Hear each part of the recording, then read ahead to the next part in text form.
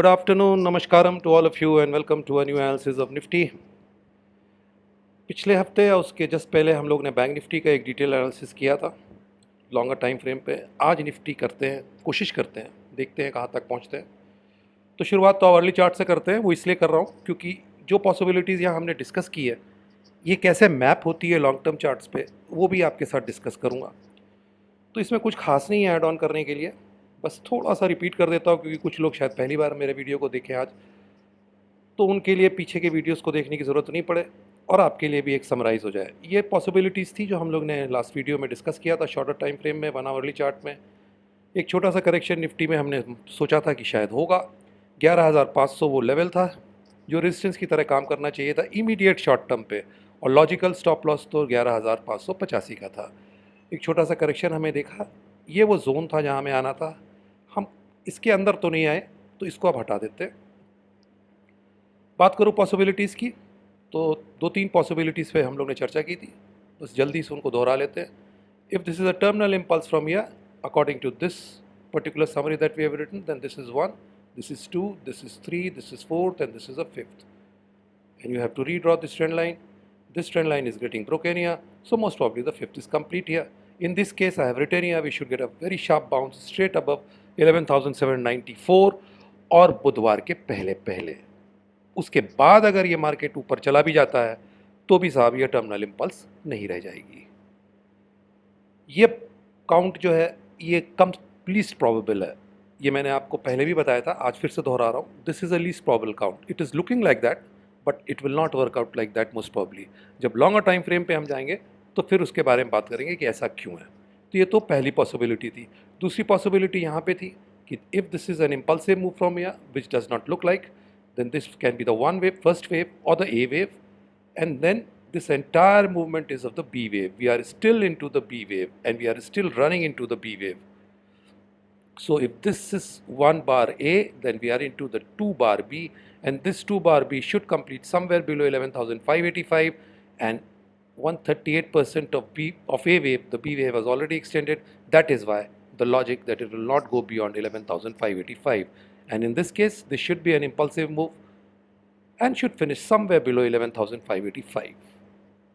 This is the second possibility. The third possibility, that this is a A wave here, this is the X wave here, a corrective pattern complete from here to here, a W of a traditional Elliott wave, and then most probably an ABC. We will remove this trend line. So W, X and a Y, most probably. Y we might have completed here. So an entire corrective pattern WXY might be completed at this particular point, and then we are into a pullback, which might be an impulse and which might be a corrective move. बात करें इस move की जो यहाँ से चल रही है, अब आपके लिए अगर आप लॉन्ग हैं तो आपका स्टॉप लॉस 11,363 या 62 जो आपको अच्छा लगे, बेसिकली इसका लो। We should not be breaking below this low if this move has to continue immediately on the upside. अगर शॉर्टर टाइम फ्रेम पे मार्केट को ऊपर जाना है तो इसके नीचे हमें नहीं आना है। इसके नीचे अगर हम आएंगे तो इस पूरी वेव का हम 50 to 61.8% बहुत आराम से रिट्रेस कर लेंगे। आप वो रिट्रेसमेंट भी निकाल सकते हैं।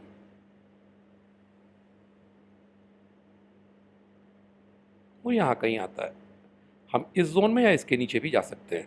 So the key level for longs, if you are long in this market for Monday, is 11,360. We should not be breaking and sustaining below that level. उसके नीचे जाएंगे तो फिर नीचे के दायरे और खुल जाते हैं। ऊपर की तरफ लॉजिकल रेजिस्टेंस हमारा 11,585 का है।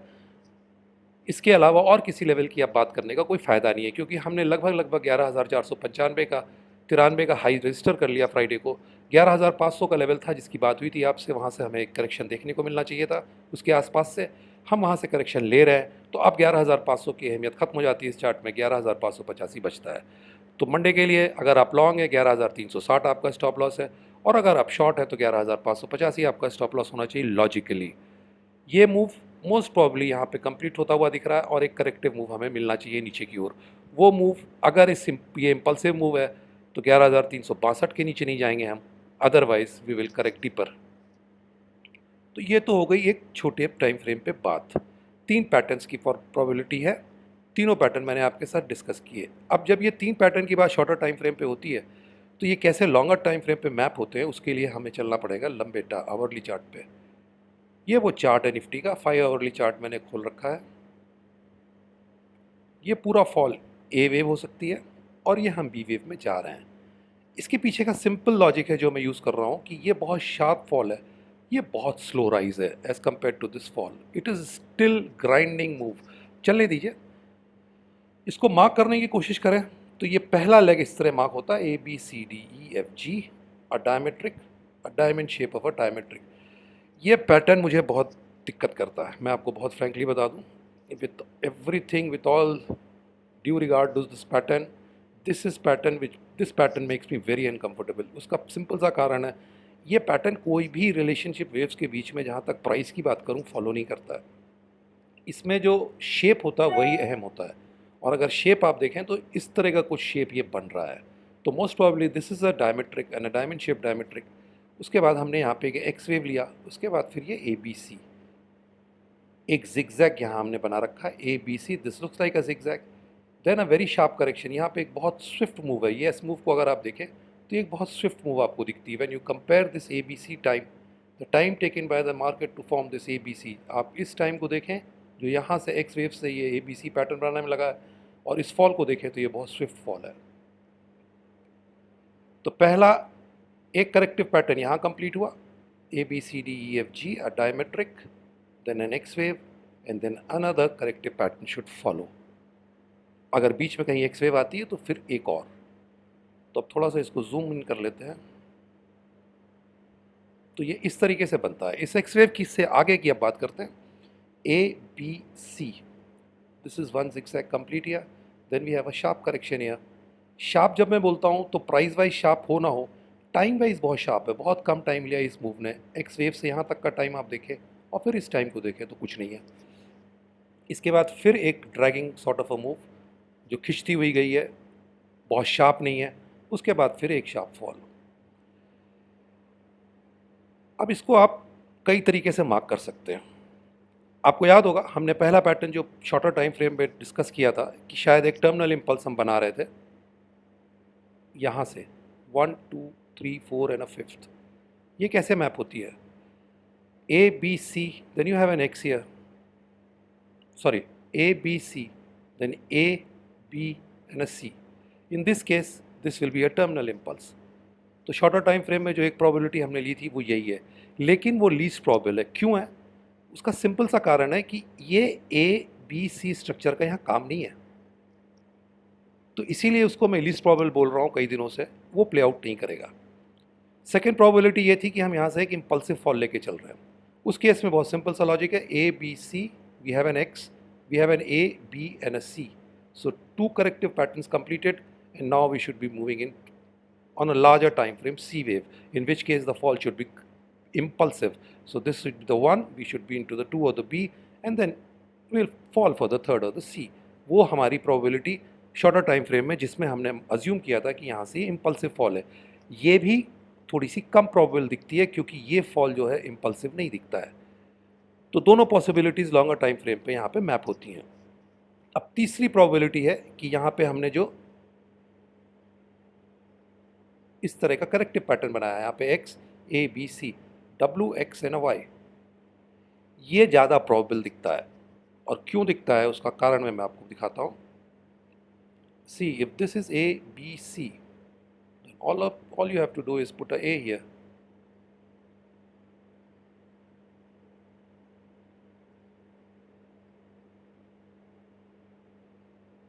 ये A वेव हो गई हमारी, ये वेव शार्प है,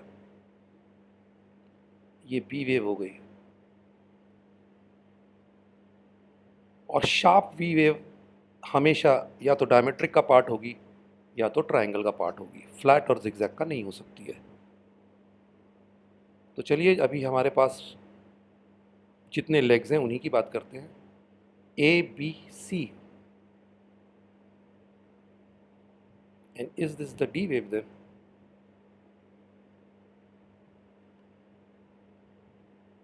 This D wave has come within the zone of the A wave. अब अगर आप देखें तो ABCD and most probably we are in the E wave, ऐसा बन रहा है। ये एक प्रॉबल काउंट है जो मोस्ट प्रॉबल दिख रही है इस सारे कन्फिग्रेशन में। इसीलिए जो वो 3 शॉर्ट टर्म टाइम फ्रेम पे आवरली चार्ट पे हम बात करते हैं जब भी, तो जब टर्मिनल इम्पल्स की बात होती है वो मुझे लीस्ट प्रॉबल दिखता है। ये मूव इम्पल्सिव ऊपर से दिखती नहीं है, इसलिए वो भी थोड़ा सा कम प्रॉबल है। जो मोस्ट प्रॉबल काउंट दिखता है वो यही दिखता है कि there is a b c. ये एक करेक्टिव स्ट्रक्चर है जिसको अगर आप शॉर्टर टाइम फ्रेम पे देखेंगे तो इस तरीके से बढ़ता है, अ डब्ल्यू x and a y which may be the D wave and then we are into the E wave। कुछ गौर करने वाली बातें हैं इसमें। पहली बात, आपको देखना पड़ेगा कि बी वेव ने ए वेव को कितना रिट्रेस किया है। 38%। कोई दिक्कत नहीं है, बी वेव ए वेव को 38% से लेके कहीं तक भी रिट्रेस कर सकती है, that is not an issue at all, but should not be more than 261% if it's a triangle। So this is 38%, the minimum has been done, no problem at all। इस केस में D wave alternate करेगी B wave के साथ, यानी कि D wave सी wave को ज़्यादा retrace करेगी। मिनिमम 61.8, आपने 61.8% अचीव कर लिया है डी वेव का। इसीलिए मैंने क्वेश्चन मार्क लगाया है। ऐसा नहीं है कि यहाँ ये ख़त्म होना इसके लिए ज़रूरी है, वो तो इसका पुल बैक बताएगा, but it has all the chances that it might have completed here. उसका सिंपल सा लॉजिक ये है कि इसने 61.8% रिट्रेस कर लिया है और बी वेव ने 38% किया था, तो ये दोनों ने ऑल्टरेशन कैरेक्टरिस्टिक्स पूरी कर ली हैं। ये शार्प है, इसने थोड़ा सा बी वेव से ज़्यादा टाइम लिया है, तो दोनों ऑल्टरेशन इसके पूरे हैं, तो मोस्ट प्रॉब्ली ये पूरी है यहाँ पे, but still market will confirm this. I am putting a question mark with the D wave. So this is the most probable counts that I can put on this. देखिए आगे जाके ये diametric बन सकता है, कोई इशू नहीं है, बनने दीजिए। वो मैं कोई एस्ट्रोलॉजर नहीं हूँ कि आगे के 3 लेग अभी से आपको बता दूँ। मैं सिर्फ वही चीज़ बता सकता हूँ आपको, जो चार्ट आज दिखा रहा है वो क्या दिखा रहा है। तो वो इस तरह का स्ट्रक्चर दिखा रहा है, एक जिगजैग ए बी, फिर से एक करेक्शन जी corrective move, sorry c a b and a c, then again a corrective structure, a D wave। This D wave most probably looks like it has completed here। अगर ये यहाँ complete हो गई है तो फिर हम एक करेक्टिव स्ट्रक्चर में जा रहे हैं। E wave cannot be an impulse। Yes, it can be a zigzag in which you can have two impulses, no problems, but it cannot be an impulse। सिर्फ एक इम्पल्सिव मूव से वो ख़त्म नहीं हो सकती है। तो ये ई वेव अगर चल रही है तो ये करेक्टिव स्ट्रक्चर है, ये अभी पूरा नहीं है, इसमें टाइम लगेगा। तो थोड़ा सा ऊपर नीचे हम और करेंगे इससे पहले कि ये ख़त्म हो। तो इस मूव को, जो यहाँ से ये पुल बैक है, इस मूव को ख़त्म होने के बाद we will be in a better position to tell or judge whether the D wave is complete here or not, first thing, and secondly if D wave is complete here then whether the E wave is complete in that move or not।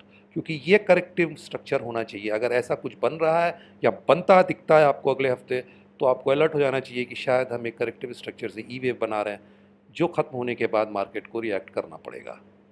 तो ये most probable counts हैं जो मुझे दिखती हैं इस chart में। देखिए, आप जब भी लॉन्ग टर्म टाइम फ्रेम पे बात करते हैं तो छोटे टाइम फ्रेम पे ही 3 पॉसिबिलिटी हम लोग ने डिस्कस कर लिया आवरली चार्ट में, तो डेली चार्ट में तो पता नहीं कितनी दिखेंगी। लेकिन ये मोस्ट प्रॉबल काउंट्स हैं जो मुझे दिखती हैं, जिनको मैं थोड़ा सा, एक आदमी को सेटिस्फैक्शन भी होना चाहिए जब वो किसी काउंट के बारे में बात करता है, तो ये थोड़ा सा मुझे सेटिस्फैक्शन देती हैं। उसका सिंपल सा कारण है, 2 लॉजिक है, क्योंकि इसमें सारे चीज़ें फिट बैठती हैं। जहाँ तक कि corrective nature of the waves का सवाल है, ये सारा करेक्टिव मूव चल रहा है, यहाँ से लेके यहाँ तक का ये भी एक करेक्टिव मूव है। ये ऊपर जा रहा है, ये तो बहुत, it is still in a very infant stage, अभी तो इसकी शुरुआत है। ये करेक्टिव नेचर का होना चाहिए आगे जाके आने वाले समय में। और सबसे बड़ा कारण क्या है जो मुझे लगता है कि यहाँ पे एक ट्रायंगल हम बनाएंगे कि कोई भी कॉम्प्लेक्स करेक्शन, ये रूल नहीं है, लेकिन अगर आप पीरियड वेव प्रैक्टिस करते हैं तो आपको पता होना चाहिए कि कोई भी कॉम्प्लेक्स करेक्शन लंबे टाइम फ्रेम पे अगर ख़त्म होता है तो वो ट्रायंगल से ही होता है। Complex double combination corrections, triple combination corrections, इनका हमेशा अंत, मोस्टली अंत ट्रायंगल से होता है।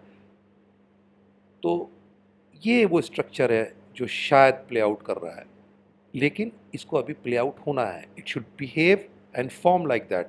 तो पहली प्रायोरिटी तो ये है कि इसको फॉर्म होना है। उस फॉर्मेशन के लिए ज़रूरी है कि डी वेव हमारी अगर यहाँ कंप्लीट हो गई है तो फिर हम एक करेक्टिव स्ट्रक्चर में ऊपर जाएं ई वेव के लिए। अब उसकी मियाद कितनी होगी, what is the limit of the T wave, वो ऊपर की है, उसके बारे में बात करने की ज़रूरत नहीं है, वहाँ तक वो जानी नहीं है। इस स्ट्रक्चर को हमें देखना है, इसको एनालाइज करना है नेक्स्ट वीक आपको कि ये किस तरीके से फिनिश हो रहा है। ये करेक्टिव स्ट्रक्चर जब खत्म होगा तब आपको अलर्ट हो जाना है, क्योंकि वो लेवल ई वेव का जो अपर लिमिट है वो ऊपर की है। वो स्टॉप लॉस आप रखेंगे तो ट्रेडिंग से कोई फ़ायदा नहीं होता। तो इस स्ट्रक्चर को आपको वॉच करना है, दैट इज़ ऑल, कि ये कितना करेक्टिव बन रहा है कितना नहीं बन रहा है। Break of this low 10,880 will confirm completion of some corrective pattern at that particular point। जब तक हम इसके नीचे नहीं जाते हैं ये करेक्टिव मूव चल सकती है और आगे की तरफ। देखिए, जब मैंने एक बहुत बहुत पहले वीडियो बनाया था जिसमें इम्पल्सिव और करेक्टिव मूव्स की बात की थी, आप जब भी मार्केट का मूवमेंट देखते हैं तो मैंने आपसे एक बार पहले भी डिस्कस किया था, बल्कि कई बार किया है, करेक्टिव मूव्स आपके चार्ट का 70 to 60% ऑक्यूपेशन करती हैं। इम्पल्सिव मूव सिर्फ 30 to मैक्सिमम 40%, इससे ज़्यादा नहीं रहती हैं, बाकी सब करेक्शन होता है। बात यह है बॉस कि 1000 किलोमीटर की जर्नी आप BMW में भी कर सकते हैं, उसमें बहुत कंफर्टेबल जर्नी होती है जैसे कि इम्पल्स मूवमेंट की होती है। लेकिन स्टेट रोडवेज़ की बसें भी 1000 किलोमीटर तक जाती हैं, कोई दिक्कत नहीं है, उसमें भी जर्नी लोग करते हैं, भले ही वो कंफर्टेबल ना हो। तो करेक्टिव मूव्स भी बहुत ऊपर तक जा सकती हैं, इस गलतफहमी मत रहिए, ऊपर या नीचे दोनों तरफ। तो ये करेक्टिव मूव है जो चल रहा है, ये अभी पूरा नहीं हुआ दिखता है। एक लेग, लास्ट लेग ट्रायंगल का बचा है, अगर डी वेव हमने यहाँ पूरा किया है, और अगर ये फिर से कोई डायमेट्रिक बन रहा है तो अभी 1 2 3 4 ही लेग पूरे हुए हैं, 3 आने बाकी हैं। If something else is going on then it is not visible in this chart. तो आज की तारीख में जो दिख रहा है वो यही दिख रहा है कि एक डायमेट्रिक पैटर्न हमने यहाँ से पूरा किया है from 7512 to this particular point, and then we have an X wave, a zigzag ABC which might be the A wave of the triangle, a corrective move B, C, again a corrective pattern D, and then most probably we end to the E wave। ये एक corrective wave होनी चाहिए। इतना ही सा है boss जो इसमें दिख रहा है मुझे। मार्केट्स ऑफ फनी, अभी ये कुछ पूरा नहीं हुआ है और हम मार्केट से ज़्यादा चतुराई करते हैं, उसके पूरा होने के पहले उसके पूरे होने की आकलन करने लगते हैं। तो एक केवियट हमेशा रहता है कि you can always be wrong and look funny at the end of the move. जब ये मूव कंप्लीट हो तो सकता कुछ और ही बन जाए, लेकिन आज जो दिख रहा है वो यही दिख रहा है। इन चीज़ों को ध्यान रखिएगा। ये मूव मुझे करेक्टिव दिख रहा है और ये इस तरीके का पैटर्न है जो मैंने बनाया हुआ है, लेकिन तीनों पॉसिबिलिटीज़ मैंने शॉर्टर टाइम फ्रेम में आपके साथ डिस्कस कर लिया है। शॉर्टर टाइम फ्रेम में 11,585 आपका रेजिस्टेंस है, इसके ऊपर रुकिएगा नहीं, क्योंकि अगर ये ई वेव है, करेक्टिव है, तो भी ये और ऊपर जा सकती है, उसमें कोई इशू नहीं है, उसकी अभी लिमिट और ऊपर तक की है। और अगर आप लॉन्ग हैं शॉर्टर टाइम फ्रेम में तो 11,360 आपका स्टॉप लॉस है, और लार्जर टाइम फ्रेम पे 10,880 ये लो, ये की सपोर्ट है हमारे लिए। तो इतना ही सा है। तीनों पॉसिबिलिटी शॉर्टर टाइम फ्रेम में आपके साथ डिस्कस हो गई। लॉन्गर टाइम फ्रेम में जो दिख रहा है आज की तारीख में वो यही दिख रहा है। कोई भी कॉम्प्लेक्स करेक्शन अमूमन 80% 90% of the time double triple combinations they usually and with a triangle. ये थोड़ा सा हिंट होता है मार्केट का जो दे के रखता है वो हमेशा, तो उसको अगर आप यूज़ करें तो मुझे कुछ इस तरह का दिख रहा है। खैर, अभी ये पूरा होना है सबसे बड़ी बात है, और जब तक ये पूरा नहीं होता है तब तक ये आगे क्या रूप लेता है वो एक अलग इशू हो जाता है। So that is all I think. Thank you for watching. और भूल जाता हूँ मैं हमेशा, जैसा मैं कहता तो हूँ कई बार, लेकिन याद नहीं रहता आपसे रिक्वेस्ट करने की।